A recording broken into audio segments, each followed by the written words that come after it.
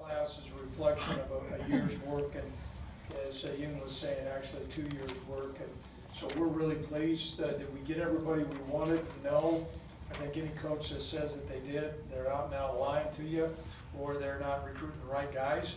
But I do think we got a lion's share of the guys that we wanted in this first class. As I said, we came up with a plan between the camps that we were able to go to, our camp here, spring recruiting. It all makes a difference. I also want to say thanks to our administration. You know what happened, as Kevin was saying 7 years ago.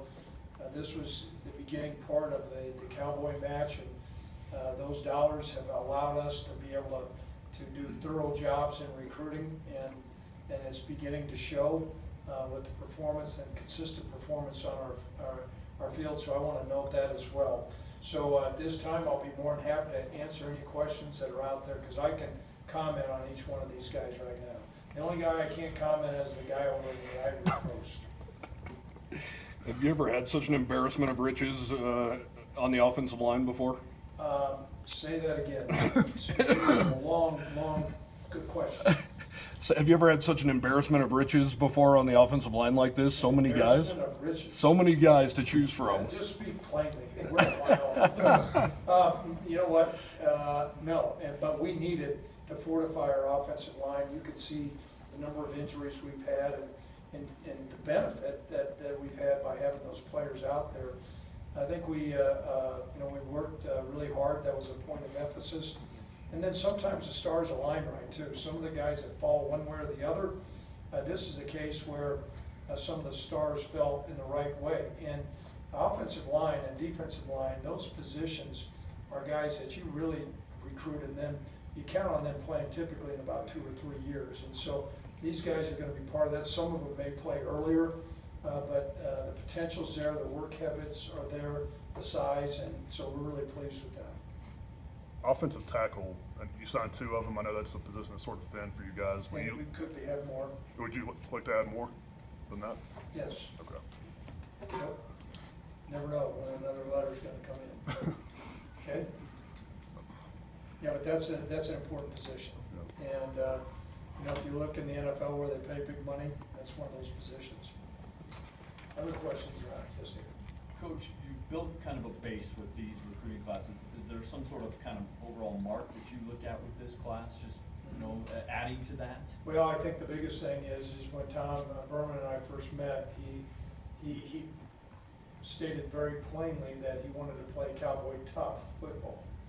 And beyond having a slogan on the T-shirt, players do make a difference. And those Cowboy tough guys, there has to be players who really come here because they buy into what the University of Wyoming is about. And we begin to, you hear the word culture in a locker room, that's beginning to permeate through our football team.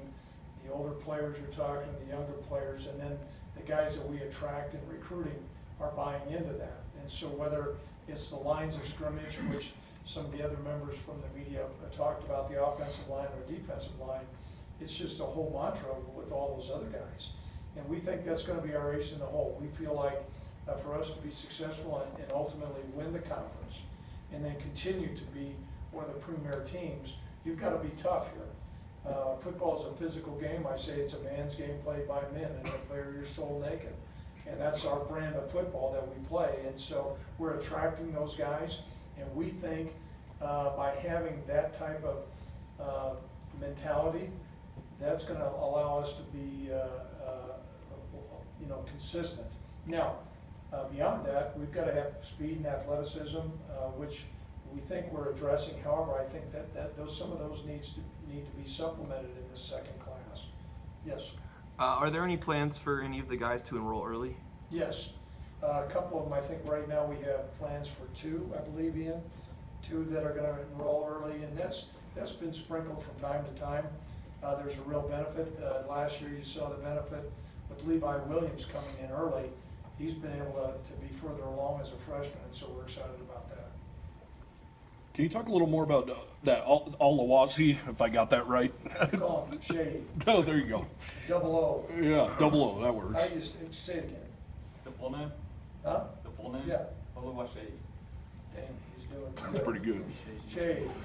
Seems like you guys just found maybe a Well, diamond in the we rough found there. him. We were down at the Stephen F. Austin camp, and that's a camp that, it's in East Texas. That's somewhat of a football-rich area, but it attracted players from Dallas, Fort Worth, and along with that, Houston. A lot of the coaches that were in the Big 12 were down there. So there was a lot of people there. I know this, he was a defensive end, and we clocked him. He was clocked a couple times, low 4.5 or under 4.5. He had a big frame, great explosion. We saw him on one-on-one drills. We were fired up about him, and then we accelerated the recruiting process. He fell in love with us. He came up to the Missouri game. It was a great atmosphere, and then he committed. He held firm through this whole recruiting process. It's an area, I lived in Houston for 5 years. It's in the Fort Bend area. It's an emerging area, but we think he's a really, really talented player. Would it be safe to maybe compare him to a Carl Granderson type if he was that young and thin? I think he's further along than Carl. Carl was a stand-up skinny guy. If he stood sideways, you couldn't hardly see him. Now Carl he was taller, but Shay is more explosive at that age, and so the opportunity for him to be ready-made. Carl played at a young age because we had to have him, but we think this guy's really, really an outstanding player. Yes. I know you're not big, biggest guy on stars, but right at half of your commits or signees are 3-star kids. I'm curious. I didn't know that. That's the first time I knew that. You talked about obviously winning the Mountain West, and you're in the same division as the Boise team that recruits at a very high level. Was there a more concerted effort to bring in more higher caliber talent in this class?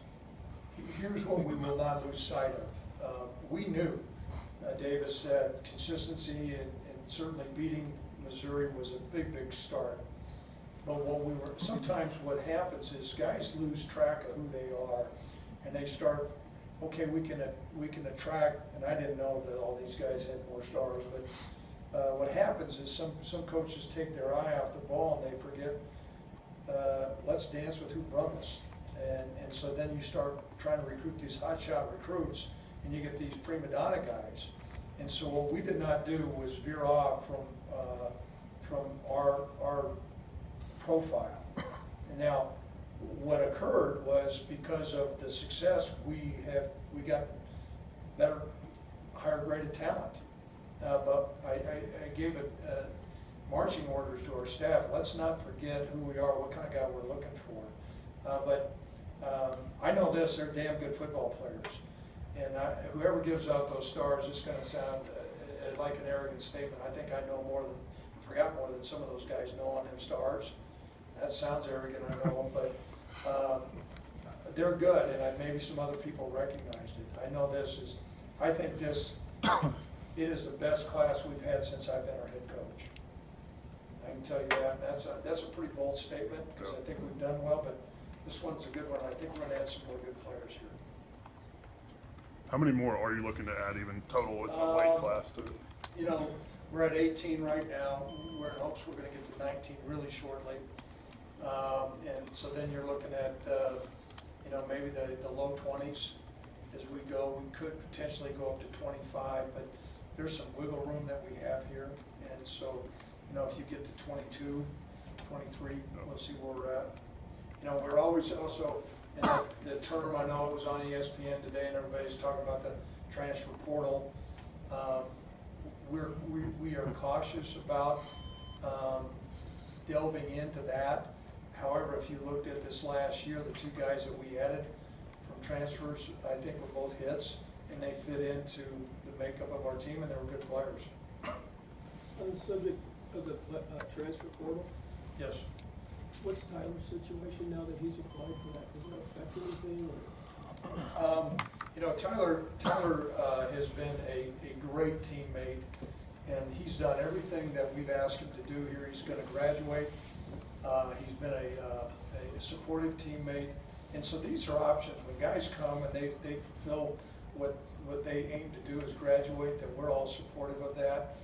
We want to wish him the very best as he moves forward. I do know that he's got a laser-like focus on this football game, as he's had good practices. But we looked, and he had indicated that he was gonna look to graduate early, which we were supportive of, obviously. And so we had put some things in place. You know, I think this was really gonna be important to sign a quarterback in this class. And so we looked for, you know, our makeup of our guy, and we think Gavin is that guy, a guy who is a multi-sport guy who's played other positions, that's got good height. And if you look at between, you know, Josh Allen, Carson Wentz, and maybe the Levi and Sean, they all have that athleticism. So we're excited about Gavin, but it was imperative. It was imperative that we sign our quarterback, and Gavin was the one we wanted. So this didn't catch you by surprise? No, not at all. Coach, safe to say wide receiver, maybe a big emphasis at a couple spots moving forward? Yeah, and we have some concern about that. I'm not concerned, but it is. And we've got a board. We don't show that board to anybody, but it's hidden. But there's a board with a whole lot of good players on there.